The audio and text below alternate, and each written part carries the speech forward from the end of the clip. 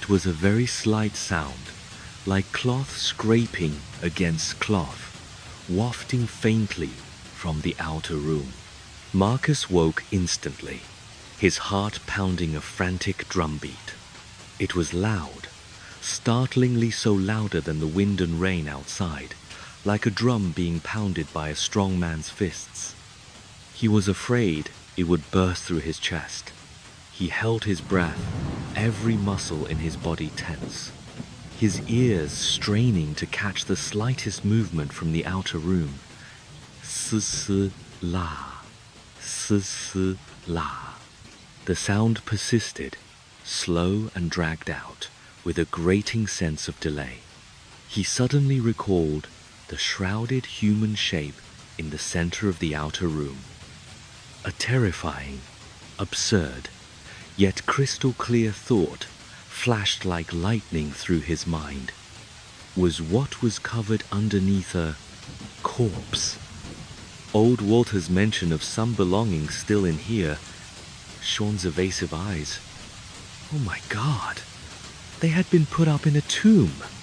He was paralyzed, as if plunged into a barrel of ice water, his limbs and body gripped tight by fear. After what felt like ages, he carefully turned and with immense difficulty raised himself halfway up on the cot, moving as lightly as possible, terrified of making any sound. He peered through the frame of the inner room's doorway into the outer room. In the dim light of the floor lamp, he saw a sight that made his blood nearly freeze and his breathing stop. The white sheet was wriggling. Yes, it was moving. A hand emerged from beneath the sheet, utterly bloodless, appearing even paler in the dim light, with a waxy bluish tint. Flaking pink nail polish clung to the fingernails. The skeletal fingers grasped the edge of the sheet. Then the sheet was slowly, excruciatingly slowly, in a suffocatingly delayed motion, peeled back bit by bit. A woman in a light blue silk nightgown sat up. Her face was indistinct in the gloom, only a mass of long blonde hair visible, covering part of her features. Her movements were stiff and unnatural, like a machine with unoiled joints.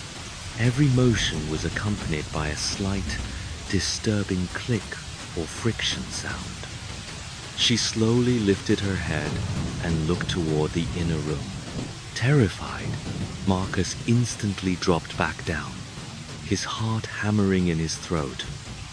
He pulled the blanket tightly over his mouth, using all his strength to suppress the scream that was desperate to escape. Cold sweat instantly soaked his back. He could feel his entire body shaking violently, every cell scattering in panic. He heard the soft, shushing sound of bare feet on the old carpet. The sound was moving toward the inner room, one step, then another, slowly approaching. He was on the verge of collapse, but a fierce instinct for survival gave him a tiny bit of courage. He peeked out, a sliver of his head emerging, eyes wide with terror. The female corpse, he was now 100% certain, it was Emily. Old Walter's recently deceased daughter-in-law had reached the doorway of the inner room. She stood there, motionless, like a cold statue. Marcus could see her face clearly now. The skin was a dead, grayish white, even subtly gleaming with a cold, marble-like luster, completely lifeless. Her eyes were open, but the pupils seemed unfocused, staring blankly ahead, devoid of any emotion. A white silk hairband, tied in a neat bow, was fastened across her forehead, making her look like a pitiful, bizarre, and exquisitely creepy doll. After a short pause, she began to move. Marcus watched in horror as she drifted slowly to the cot nearest the door, where David lay. She bent down, leaning so close to David's face that it looked like she was about to kiss him. Her lips pursed slightly, forming a strange shape, like someone about to blow out a candle, and then she exhaled a gentle, long breath directly into David's nostrils. Peace, a faint odor, a mix of that sickeningly sweet floral air freshener, a damp, basement-like mustiness, and a subtle hint of decay wafted through the air. David frowned, mumbled incoherently in his throat, and his snoring paused, but he did not wake up. He only twitched restlessly and sank back into a deep slumber, as if being dragged into a deeper nightmare. The corpse seemed unconcerned. She straightened up, and with that stiff, drifting gait, moved between the two cots, repeating the exact same action on Brian and Rajiv in turn. Bending low, leaning close, exhaling. Each time, that cold, fetid breath made the hairs on Marcus's arms stand on end, and his stomach churned violently. While the corpse was exhaling onto Brian, Marcus nervously pushed Rajiv. Rajiv was deeply asleep. Seeing no reaction, Marcus hastily and quietly turned his back to Rajiv and lay down. He heard a very faint groan from Brian, and shortly after, Rajiv twitched his body like someone overdosing on a drug. They remained asleep, with no further reaction. If Marcus had been able to see their faces, he would have noticed their complexions darkening slightly in the dim light. Finally, it was his turn.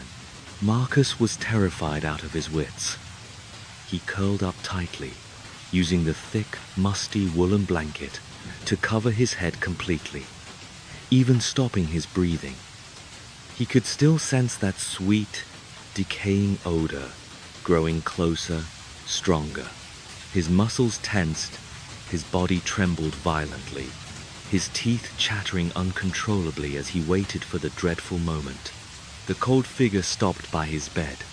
Even through the blanket, he could feel a chill prickling his face like needles. The corpse bent down and, facing his blanket-covered head, exhaled 5 or 6 rapid, violent breaths. The cold, uncanny air immediately banished the blanket's musty smell, freezing his face with goosebumps. The sweet scent became even more nauseating. He clamped his jaw shut, daring not to move, daring not to breathe. When Marcus felt he was about to suffocate, he heard the shushing footsteps leaving and returning to the outer room. Next, he heard the sound of her lying down, followed by the friction of cloth, as if the sheet had been pulled back over her. Marcus felt utterly drained. His lungs burned with pain, but he dared not stick his head out immediately. He could only take deep, silent gasps for air beneath the blanket. After waiting for what seemed like an eternity, the wind and rain continued outside, and apart from the grating hum of the diffuser, there was no other sound in the outer room. He very slowly, furtively, lifted a corner of the blanket, exposing one eye to peer out. The outer room seemed to have returned to normal. The white shrouded human shape lay still on the sleeper sofa, as if nothing had happened. But Marcus knew it was a deception. Absolute horror lay hidden beneath the white sheet. I have to escape. Now. Immediately. I can't wait. This thought frantically hammered at his brain. He pushed himself up, every muscle aching, slowly, inch by inch, turning to sit up. He was careful not to make the slightest sound. He got off the bed and fumbled for his wet athletic shoes, deciding not to put them on, but to carry them. With his other hand, he tried to wake his 3 companions, whispering desperately and urgently, Rajiv, Brian, David, wake up. Please wake up. There's something here. There's something in this room. But the three men were utterly still, as if under a sleeping spell. Their bodies were heavy and stiff, their temperature alarmingly low, as if their life force had been drained. Marcus's heart plummeted. A terrible premonition seized him.